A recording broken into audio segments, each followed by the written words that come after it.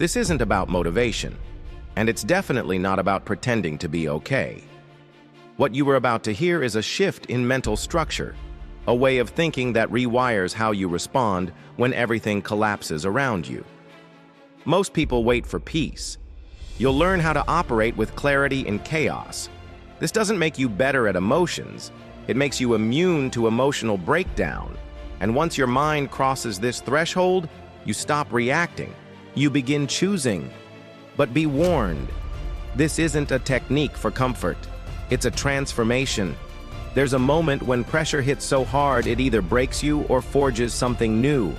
This mental system was built for that exact second, not after the storm, during it.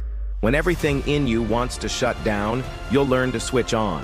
In the first phase, I'll show you a psychological mechanism to turn emotional collapse into presence. In phase 2, you'll understand what most people never tell you, the hidden cost of becoming mentally indestructible. And in phase 3, we'll bring you back to center, so you don't lose the part of you that makes strength worth having. You can leave now or stay and change everything. Let's begin.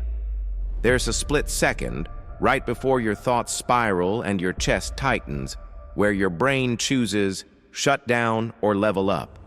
Most people collapse, a few transform. That moment is where this mental hack begins. It's called cognitive rebuilding under pressure. It's not about staying positive or faking calm. It's about commanding your perception in the middle of collapse. Pain arrives. Most absorb it like a sponge. They become the emotion. But a trained mind turns the same pain into clarity. It's not, why me? It's, what is this building in me? It's not, this broke me. It's, this revealed me. You stop asking for relief and start asking for meaning. Here's the truth. Your brain isn't reacting to reality. It's reacting to the story you're telling about it. Change the story, and you change the outcome. Reframe the moment, and the pain becomes purpose. This isn't about denial. It's direction. You're not ignoring the damage. You're leading it. You're not turning numb. You're turning aware. And that awareness, that command in chaos, is what creates true emotional strength. Real mental strength is built before the storm, not during it. And that's where emotional training begins, by preparing your mind before reality hits. This isn't about reacting, it's about rehearsing. Your brain can't fully tell the difference between imagination and lived experience. So if you visualize stress while calm, you build a library of emotional responses ahead of time. Choose the situation that scares you most. Public failure, rejection, betrayal. Now picture the version of you that doesn't collapse. What do they say? How do they move? What emotion do they allow? And which do they override? This is not fantasy. This is emotional immunity training. So when that moment arrives in real life, you don't panic. You execute. Another exercise: silence your reaction. Someone offends you? Stay still. Someone interrupts you? Breathe.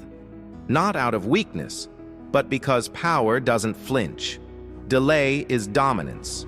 You create a gap between stimulus and response, where your decisions are born from strategy, not instinct. That gap is where control lives. And when others expect reaction but meet stillness, you don't just protect your peace. You project power they can't touch. Now let's talk about the words you speak when no one's listening. Because in moments of stress, what you say to yourself becomes law. These aren't affirmations for comfort, they're commands for survival. Pick one sentence that cuts through your fear. Something like, I bend, but I don't break. Or, this pain sharpens me. Say it when you're exhausted. Say it when you're anxious. Say it when you want to disappear. The repetition links the phrase to pressure until the phrase becomes your response, and that instinct becomes stronger than thought. Another method, emotional fasting. Pick one emotion that rules you: guilt, anger, insecurity, the hunger for validation, and cut it off. Not forever, just for a while. Don't act on it. Don't justify it. Just watch it rise and let it pass.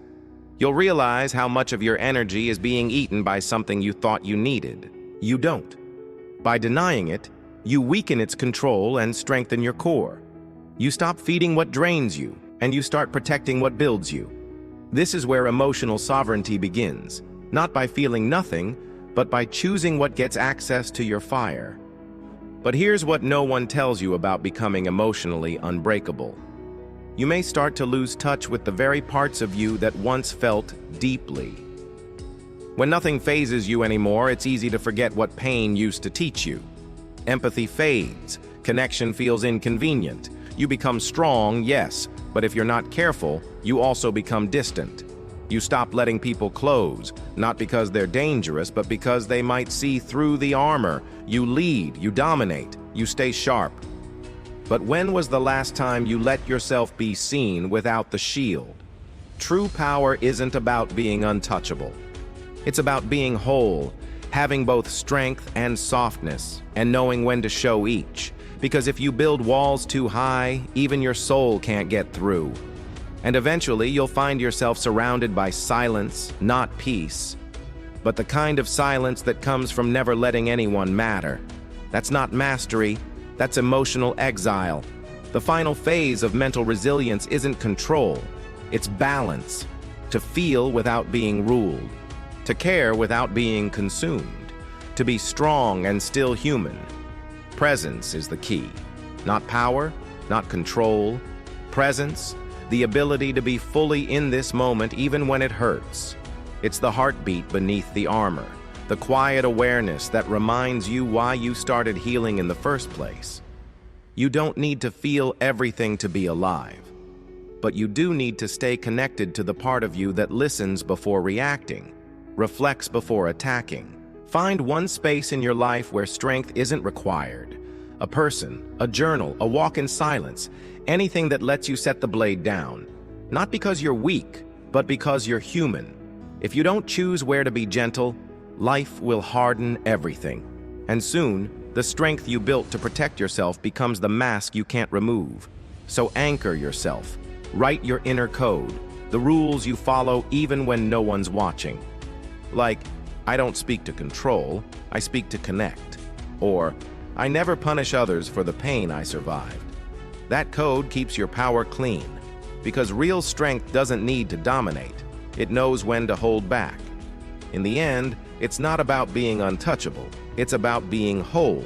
So stay sharp, stay aware, stay grounded, and never forget, the strongest mind is the one that can feel everything and still choose peace.